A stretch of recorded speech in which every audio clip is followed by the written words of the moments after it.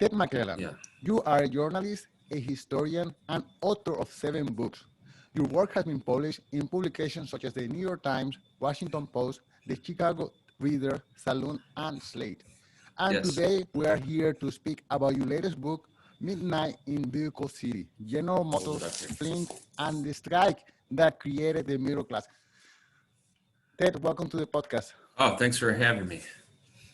So Ted, before we go into the subject of the book, I see that you have been writing a long time. Most of your book has a historic tilt. I Right. wonder if you could tell us, how do you get into this profession? Did you always wanted to be a journalist, or is this Yeah, probably. I mean, I was on my school newspaper. I made my own newspaper, my own little photocopied newspaper, I think when I was 10 years old. And I was on my newspaper in junior high and high school and college. So I've always been interested in writing that way. I've written a lot of, journalistic books. When I worked for the Chicago Reader, I wrote about Barack Obama when he was running for Congress. That was the only election he ever lost. And this was in 2000. And so that kind of became the genesis of my book, Young Mr. Obama, Chicago and the Making of a Black President. And I kind of argued that, if he hadn't gone to Chicago, he would never become president, because Chicago has a history of Black political empowerment. And then I wrote another book, and this was also, I guess you could say, a journalistic book called Nothing But Blue Skies, the heyday, hopes, and hard times of America's industrial heartland. And it was supposed to be a history of the Rust Belt, but it was a lot of it was contemporary about people I met along the way. And I wrote about the sit-down strike in that book. And one of the reasons I wrote about it is that a close family friend of ours, a guy named Everett Ketchum, was a participant in the sit-down strike. And he died in 2013 at the age of 98. He was one of the last surviving sit-down strikers. And so he had told me his accounts of it. He was a really close family friend who was always over at our house for Sunday dinner. And so, I decided then that I wanted to write a book that was just about, one subject, one incident, one moment in history. And, there had been a book about the sit-down strike written in the late 60s by a professor at the University of Michigan. But, that was such a different time in the history of Flint and the auto industry and the labor movement and the middle class. I think people kind of assumed that the gains of the sit-down strikers were permanent, and we found out since then that they're not. And so you always wanted to be a writer. What do you study, and do you work as a journalist, and then in your time off you write books? Is that how you do it? Pretty much, yeah. I worked for the Chicago Reader for quite a while. Now a publication I write for a lot is Chicago Magazine. So, you have to have your steady day job so you can do your books. Not too many people make a living just by writing books. Stephen King does, and right. maybe some people who crank out, a mystery novel every 6 months do it. But most of us, it's it's a sideline. Right. Okay. So at this time, the auto industry is actually a new industry.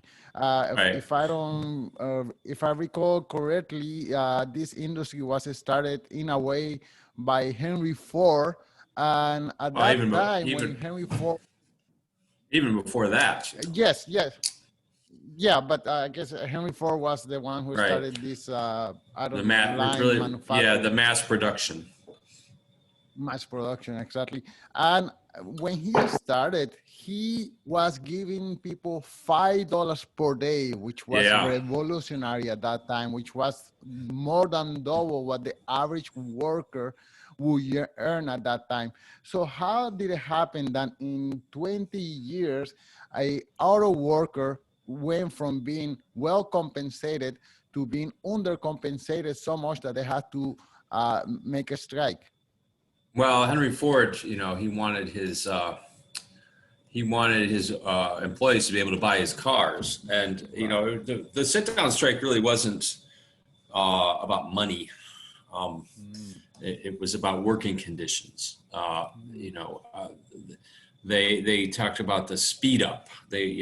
to make quota, they'd speed up the line. They might start the line at 40 bodies an hour, and then, you know, they might have been missing some parts and had to stop it, and then they crank it up by the end of the day to 60 bodies an hour.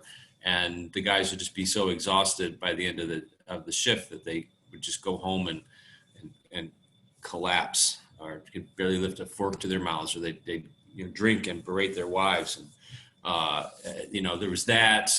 There were really unsafe working conditions I wrote about, and there was no health insurance. I wrote about a guy who blinded himself with a rail, and took him 2 years to get $1,800 compensation from the state. There was no job security. You know, if you people had to just do everything to suck up to the foreman. They really liked workers who owned farms, because they would bring in food to the foreman. You had to do that to keep your job, or you had to paint the foreman's house, or you had to throw him a party. And if you got fresh with your wife, you had to look the other way. And people were so desperate for work during the Depression, they were just willing to abase themselves like that. You know, I started out with an anecdote talking about a heat wave in 1936, which is the year that the strike started, and workers were fainting on the lines. There was just no ventilation or fans inside the factories. So, I mean, they did have complaints about the piece rate pay of auto work. You know, you wouldn't know exactly how much you were going to get, but I don't think that was the number one complaint. And even as they'll still say today, it wasn't about money. It was about dignity. Right. And okay. And at this time, we already have Ford, who started this manufacturing, and then General Motors. Was there any other major competitor at this time? Chrysler was was the other big one. Yeah, but you know, by the 20s, GM had become the number one automaker. Ford was still kind of backwards. They were just still trying to make the Model T, but Ford was, you know, they had 5 different brands, and they were trying to make a car for everybody at every stage in life. That was Alfred P. Sloan's idea. He was the chairman of GM during the sit-down strike, and he's an important character in the book. But one thing I should add to what one thing I want to add to what I said before about the working conditions. It's kind of amazing. There's a union representation election going on now at a plant, Amazon warehouse in Alabama, and it's just amazing how their concerns are so similar to the sit-down strikers. You know, they're talking about the inhuman production quotas and the lack of job security and the lack of say in the workforce. So, and I had written in there that Amazon workers, you know, could start another sit-down strike, another labor movement, and now maybe it's happening. Wow, yes, I saw that on your tweet a few minutes ago. Okay, so can you tell us then how, paint the scenario, how this sit-down strike happened? Well, they were, you know, they wanted to strike Flint, and because Flint made parts that were used in GM plants all over the country. So if they could shut down certain plants in Flint, they could shut down the whole company. There was Fisher One, and they contained dyes that were used to stamp out bodies. Body parts for all GM cars. So they sent an organizer to Flint, and they really wanted to, you know, he would have, you know, these surreptitious meetings in basements and houses and churches with workers, because, you know, workers couldn't publicly, you know, do it on the line. They couldn't publicly say they were for the union, or they could get fired.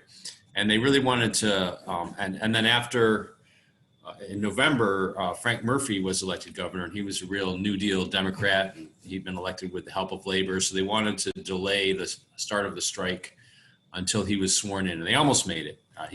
The strike started on December 30th, and he was sworn in on January 1st. So Flint was always really at the center of the UAW strategy. Okay, and in the title of the book, you said that this strike created a middle class. Can you tell us about the repercussion of this strike and how, sure, in fact, it created that middle class of the United States, those good union jobs? Yeah, well, the United Auto Workers are really, they were the flagship union of of the whole U.S. I mean, they set the standard. They set the wages. They set the benefits that everybody was getting. I talked to a guy in Lansing who participated in the 1970 GM strike, which was a big strike that resulted in everybody, that what they call the 30 and out provision, which is you can retire after 30 years on full benefits. And, you know, he said, well, they used to stone us whenever we'd get anything, but every time we got a raise, everybody else got a raise. And I mean, the money was so good that even as late as 1980, Flint still had the highest wages for young workers of any place in the United States. You know, this guy that I was mentioning before, this auto worker, you know, he bought his first house when he was 20. You know, you could walk out of high school and walk right into an auto plant and immediately be making good middle-class wages. And, you know, but by the time I went to high school in Lansing, Michigan, across the street from Fisher Body Plant. And by the time I got there, we had a teacher who was telling us, well, you know, it used to be you didn't have to study in this class because you knew you could walk across the street and get a job over there. But those days are over. You guys are going to have to study and go to college and do something besides build cars. Right. And okay, so in the 1980s, I guess, according to you, that was a person without education could get a good paying job and buy a house. I think maybe you went too far, and that's maybe a part of the demise of the auto industry in the United States, or am I speculating? I mean, I think the Wall Street Journal would probably say it went too far. They kind of did it in a review. And, you know, you can make the argument that one reason that the country was so prosperous in the middle of the 20th century was that all the other countries were just still recovering from World War II, and we were the only one with any industrial capacity. There was no competition, and just, you know, it's just so interesting that the companies that ended up really cannibalizing the auto industry were Germany and Italy and Japan, and we'd been paying to prop them up. And their best, since they were not allowed to have any military capacity, their best engineers were building cars. So, and our best engineers were building bombers and ships, and so they were building the best cars. So, you know, it was a combination of foreign competition and automation. I mean, there were 80,000 auto workers in Flint in the late 70s, and now there are 6,500. And, you know, Flint has one of the highest poverty rates in the country because it was just a one industry town. But I don't think you can say that there's no money out there, because there is money, but it's just being concentrated to fewer and fewer hands. You know, the gap between the CEO and the worker used to be maybe 25 to 1, and now it's 250 to 1. And I think that the job of the labor movement is to make sure that all the workers are getting their fair share of what their companies produce. So I don't think you can say everybody's being paid fairly now as they would be in a free market. Okay, so it's not a free market right now, in spite of the international competition, and I don't know. So the power and the money is staying at the top, and not enough is coming down to the bottom.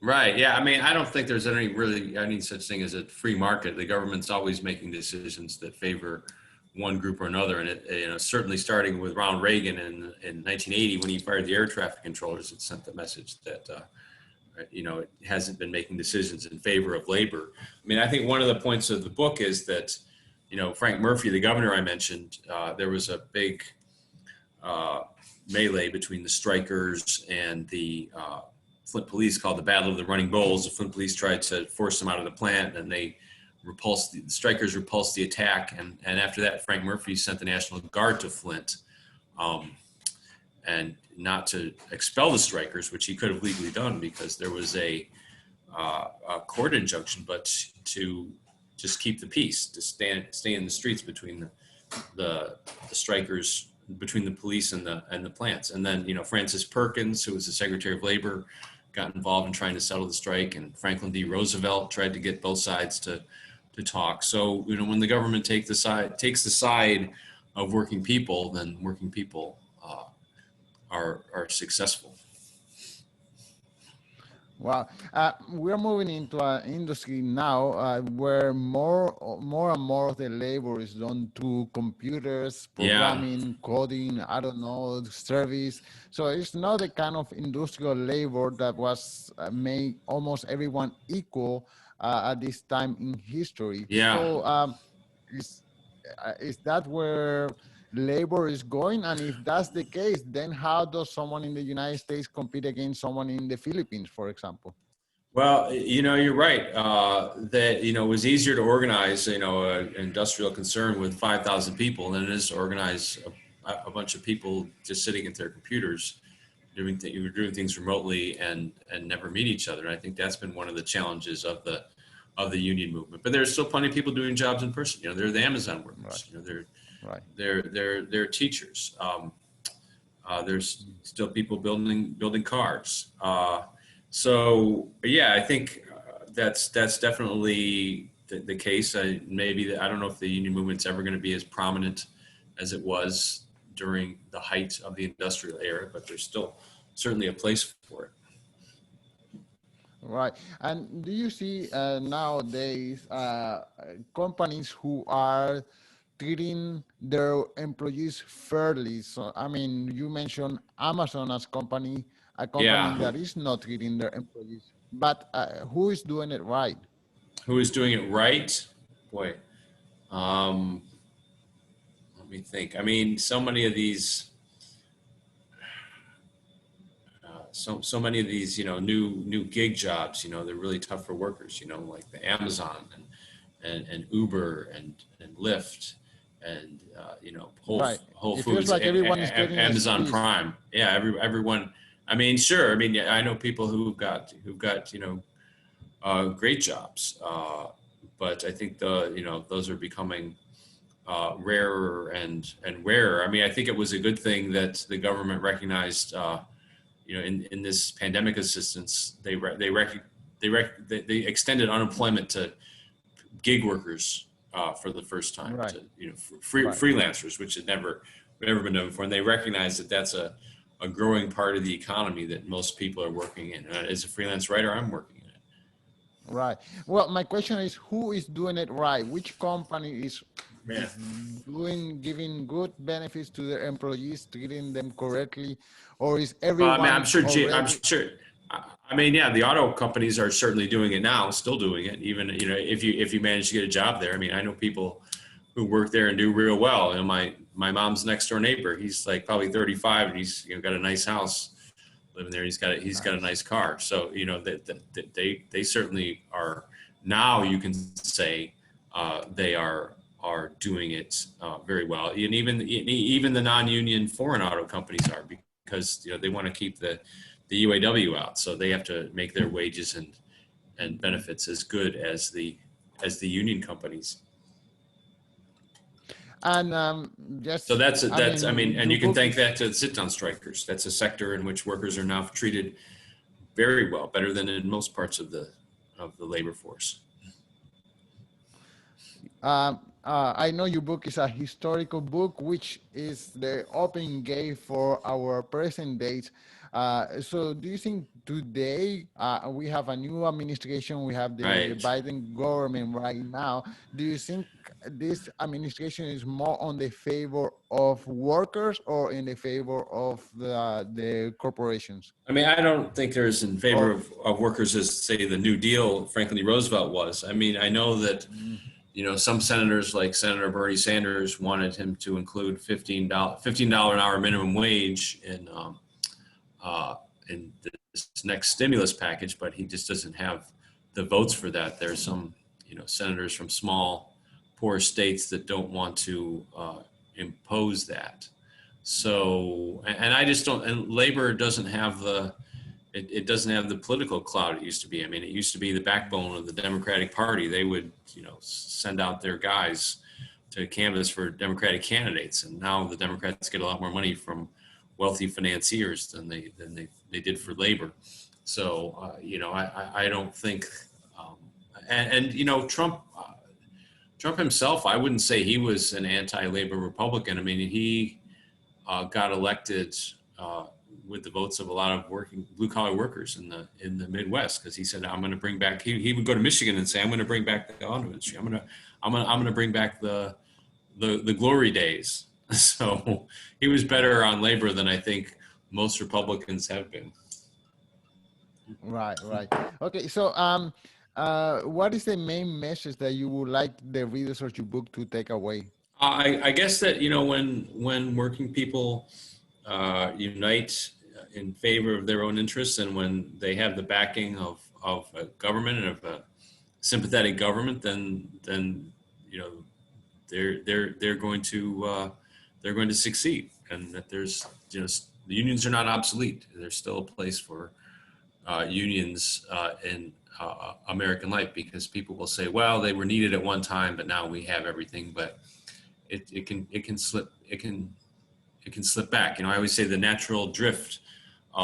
You know, the fact that there's more and more money in fewer and fewer hands is not a problem of capitalism, because that's what capitalism was designed to do. It's a problem of government, and government needs to act as a referee to make sure that so much money and so much power is not concentrated among so few people, because that's really a recipe for social alienation and disorder.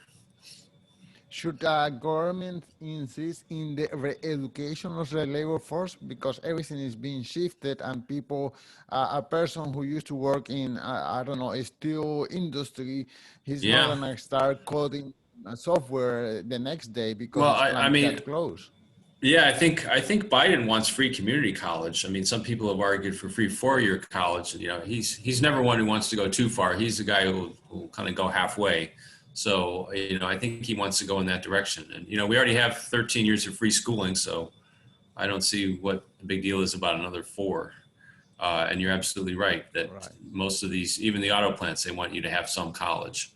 So that day of getting ahead with just a high school education is over.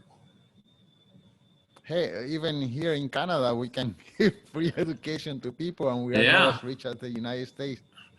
One last question. Where does the United States stand internationally in the developed world in regards to the workers? Are they better off or worse off? Or do you know what's the United States stand? I know that we're less unionized than Canada is. I mean, I think Canada, maybe like a third of workers are in unions. And in the United States, it's maybe, you know, 6%, you know, but we have this, you know, every man for himself, you know, individualistic ethos here.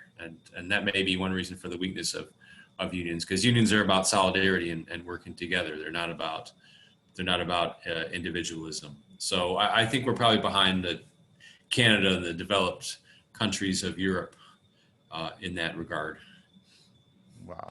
Okay, Ted, can you tell us one more time the title of the book and where can people Yeah, find I'll hold it up. Midnight in Vehicle City. I have a website, edwardmcclelland.com, and on Twitter, I'm at Ted McClelland.